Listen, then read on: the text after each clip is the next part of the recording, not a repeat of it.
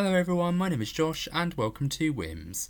And today I'm going to give you my review for the film Speak No Evil. And the reason why I wanted to do this review first as opposed to my double feature review for Beetlejuice 1988 and Beetlejuice is because I've just recently got back from viewing Beetlejuice, and I had a good fucking time, and I really had such a blast with Beetlejuice, and I thought I wanted to get a more depressing review or a more depressing film out of the way first before I got onto my double feature review. So I'm going to be doing this review first because I want to get it out of my system, and I'll be doing Beetlejuice either later on today or later on tonight or tomorrow. So look out for my double feature review of Beetlejuice and Beetlejuice, which will be coming out either later on tonight or tomorrow. But for now, I'm going to be doing my review for Speak No Evil, which is a 2024 horror film starring James McAvoy and Mackenzie Davis. And the film follows an American couple who meet an English couple on holiday in Italy, and they really hit it off. The American couple they have a daughter. They have a pretty rocky marriage. There's slight hints that there might have been past indiscretions or a past potential affair that occurred that isn't quite properly explained until later on in the film. But they're going through a pretty rocky relationship, and them and their daughter are going to take a holiday to Italy where they meet this British couple, and they seem very laid back and very fun and very, down to earth. And James McAvoy presents himself as very charming but very laid back. Like, he likes to play football and he likes to ride on this motorcycle thing. Like, he seems very laid back and very charming, like a real lad's lad kind of guy. And then when they get back to the UK, because this American couple actually live in the UK, they get an invitation from this couple to go and spend a couple of days or a week or so at their farmhouse in the middle of the country. And it's when they go there that things start to get a little bit strange, because at the very start of the film, Mackenzie Davis' character, who's the wife of this American couple, the wife of this particular couple, or the partner of this particular couple, she says at one point that she's a vegetarian. And there's a point in the film where James McAvoy actually encourages her to eat a piece of meat, even though he's expressly been told in the past that, that she can't eat meat for either personal health reasons or it's just unethical. And that's where the real discomfort starts to kick in. And then, of course, James McAvoy says on holiday, he's a doctor, he knows a lot about the medical industry. And they have a son, this English couple, called Ant, and he seems to have a condition where he's unable to speak. And he says, he has an undeveloped tongue. But it's very weird, because when the child is alone with one of the adults, or one of the American couple adults, he actually opens his mouth, and it actually looks as though something else has happened there. And very slowly, these events start to come to a head, and it all starts to come together on the farm, where you're kind of thinking to yourself, okay, there's something not quite right here. And it really is well done, because it doesn't feel as though... What is really great about this film is it really does a good job of really kind of saying... Because a lot of horror films, everyone asks the same question. There's danger going on here. Why aren't you leaving or getting the hell out of there? Because honestly, any normal person would have said this. Like, if something seems odd to you, you would have happily, just left or bolted or run for the hills as quick as you could, like gotten your family and gone as far as you could. But this film's big point is that a lot of the characters in this film don't want to appear rude or don't want to appear like they're ungrateful for the hospitality that their host has given them. And whenever they do feel like they're caught in a bit of a crosswires, this English couple have been caught in a bit of a lie or in a bit of an awkward situation, they always do a very good job of trying to convince them or play to the couple's humanity to make them think that, yes, that seems... It plays to their sympathies. So in other words, they're kind of almost manipulating them to stay, even though the couple know there are a ton of red flags here to say that we should leave, we should get on the road and go right away.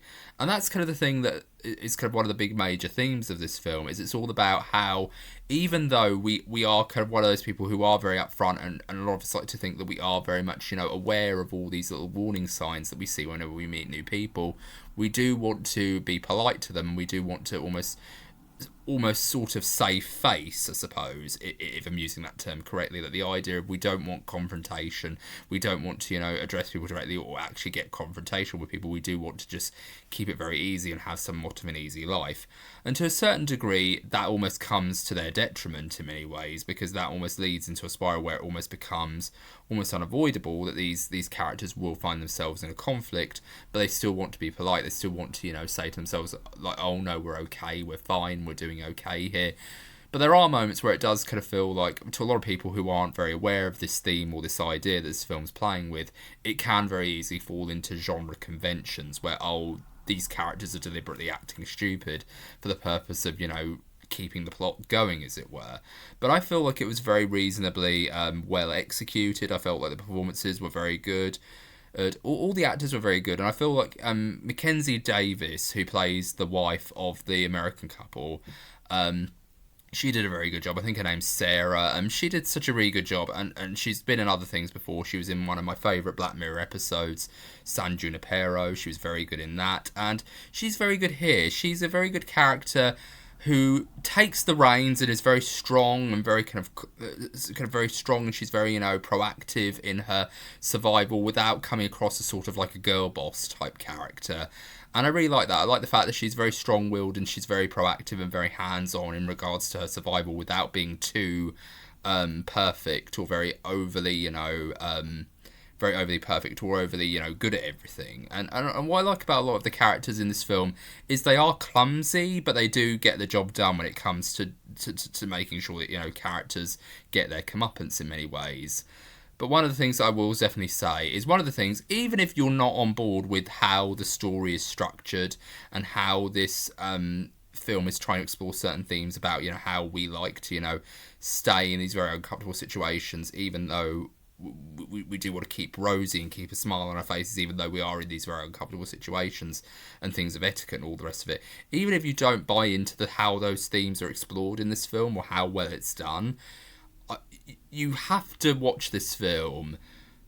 If you're going to watch this film for one thing in general, please go and see it for James McAvoy's performance, because honestly, his performance is terrifying. His performance is so frightening that I literally was breaking into sweat while I was watching this film. Like, honestly, this guy is so intimidating that I literally was terrified for a lot of the characters' lives whenever they were on screen.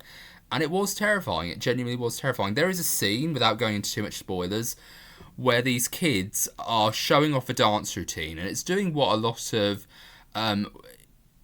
if you're a parent or if you're like an uncle like I am, or you're sort of related or closely related to people who have kids, and you get invited to parties and things, they'll always have a moment where they'll have kids, say, oh, we have this dance and we want to show you what's going on.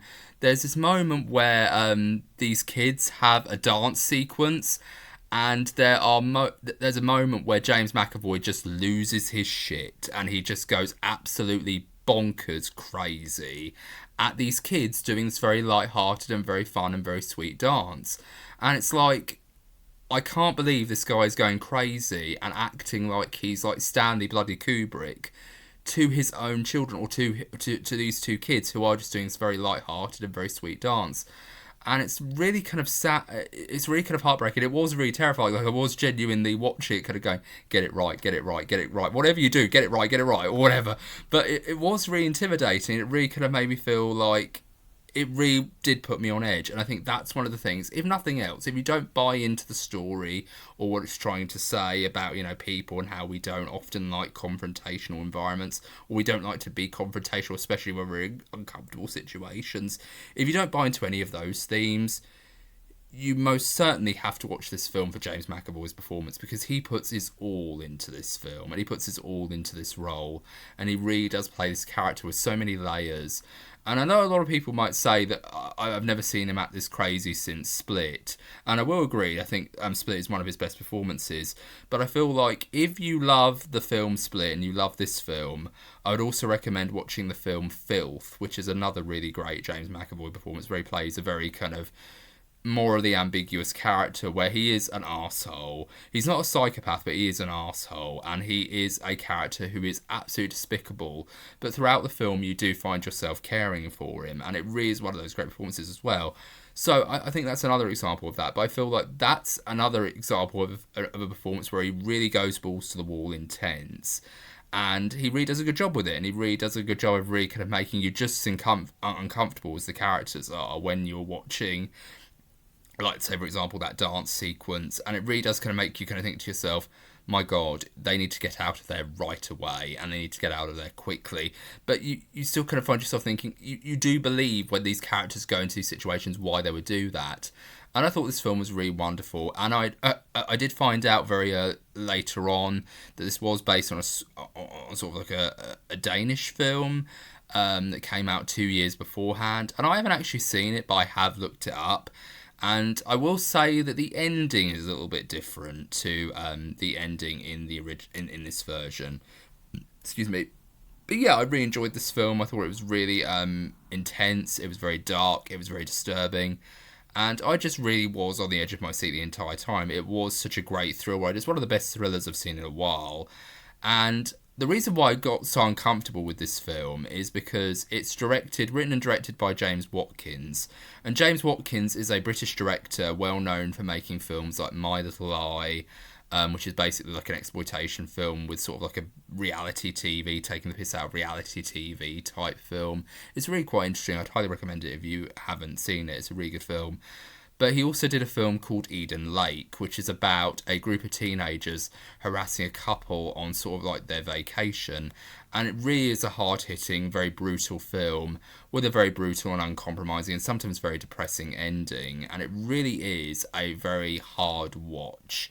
And I kind of felt like that's the same with Speak No Evil. It does have that feel, that flavour of a very kind of trademark James Watkins film, where it is very uncomfortable and it does take you into these very dark places, but it does do so with the intent of making you think and really making you have these very... It's one of those films where after you've seen it, you will be having very intense... You will be having very, big discussions about it, very broad discussions about its topics and what it's talking about. And I feel like that's the same with Speak No Evil, and it was the same with Eden Lake. It really does give you that impression. But I feel like James Watkins is on top form here with this script and how he's able to really kind of... He does remain quite faithful to the original in many cases, but there are some things that he changes. Like, say, for example, the daughter and her relationship with her plushy bunny rabbit. I felt like that was very well fleshed out in the original, whereas there isn't all that much going on in regards to how it's treated in the original. And I do feel like that's something that really is quite important, because I feel like the original... I did look it up and I did find myself thinking, this does feel good, but I don't really feel like it does enough to really kind of make me think, oh, it's worth recommending. But then again, I just think that's just me having watched this film first. I think if I'd seen the original first, I might be more in favour to it. But I felt like this one did such a good job in winning me over in regards to its performances and what it was trying to say about people, and especially people in today's world. We are too frightened to say what's really on our minds, just in case we get into any confrontations. And I think like this film does a very good job of really picking that apart and really making us address those uncomfortable questions in a really big way. And the actor who plays Ant, who's the son of James McAvoy and his wife, I feel like he is such a good actor, and I really am absolutely proud of him for making this film, because honestly his scenes where he's just being very scared, where he's alone, or he's trying to talk to the daughter, for example, he's trying to communicate to her that, look, I don't have a tongue and I can't communicate to you what's going on, so I'm just going to show you what's been going on with this family that are supposed to be my family, but then it turns out that, oh yeah, there's a bit of a twist to that as well. And it's such a good performance because he literally has to act with his face and with his eyes. He can't use his voice. He plays a character who can't speak because he's had his tongue cut out. And it's so genuinely terrifying, and it really does make you feel on edge for whenever those kids are on screen. And because I'm an uncle myself, I do genuinely feel, very intense or very sad whenever I see kids in pain in films or kids in danger. So I do genuinely feel that sense of, heightened emotion almost. It's because I'm an uncle, and it really does give you that sort of sense of almost, parental, protection over, those kids whenever you see them on screen in jeopardy or hurt. And there's this scene where he's being summoned to his father's study, or he's just woke up his father, and his father literally just looks at him, and he has like this really long-winded conversation with his father, James McAvoy's character, and it's intense. Like, you really do feel the sense of, I hope he doesn't do anything horrible to this kid, but you really do get the sense that he could do if he wanted to. Like, he really could have done something really horrible. But it's so well done, and it's so well acted, and I think, if nothing else, go and see this film for James McAvoy's performance. But I feel like this film was really intense. It was an absolute, heart-racing experience. And it's James Watkins back doing the same intense, really kind of thought-provoking, but still gritty as hell shit. And even though a lot of people call this an American remake, I don't think it is. Yes, it's produced by Blumhouse, who is an American production company, but I feel like this film feels British. It's written and directed by British filmmaker James Watkins, and it also stars half the cast is British, with a couple of Canadian actors here and there. But I feel like this film was absolutely wonderful, and I really do feel like this film should be seen by a lot of people. It's really intense, it's very atmospheric, it's very brutal in very much that very stereotypical James Watkins fashion, where it does make you feel very intense, very on edge, and it does make you kind of think, but it does feel like it's not just doing the Devil's Rejects thing, where it's trying to shock you deliberately, to make you feel disgusted, to make you feel, almost, to a certain degree, assaulted. It makes you think what James Watkins films does, and I think James Watkins is a way better filmmaker of exploitation than Rob Zombie is, because at least James Watkins has a way of making you still see these characters as people, whereas in the case of a lot of Rob Zombie films, it does go into a lot of cartoony territory where it does feel almost over the top. But it almost kind of treats it like it's a comedy almost, and it does feel really absurd. And I just think, Rob Zombie, you don't have to go too overboard. You just have to show this stuff as brutal as you want it to be. Like, honestly, I think Rob Zombie should have just watched a bunch of James Watkins films and understood what made his films work. Because honestly, I feel a much more deeper sense of being on edge and being absolutely, just absolutely heart-racingly, on the edge of my seat whenever I watch a James Watkins film, because the characters are so realistically portrayed, and what he's trying to talk about is genuinely stuff that you would talk about after you see the film. And I think this, along with Eden Lake and all these other great films like My Little Eye that he did, are such great thought-provoking psychological character studies, or such great studies on the human condition and what makes us all human, that I feel like he's a filmmaker that should be watched, and he is a filmmaker that I think should be making more films. And I hope this is the starting point for him to have a very long career afterwards, because I feel like he deserves to have his name up there with some of the great filmmakers. Honestly, he really is so good at what he does. So yeah, that's my review for Speak No Evil. I hope you enjoyed this video, and I hope it wasn't too much of a downer episode or a downer video. But hopefully it'll be a little bit more lighter when I do my double feature of Beetlejuice 1988 and Beetlejuice. I'm so excited to be talking about both films. So yeah, if you like this video, please be sure to subscribe and leave a like on this video, leave a thumbs up, and let me know what you thought of this film if you've seen it in the comments below. And I hope you're having a very good day. Take care, bye for now.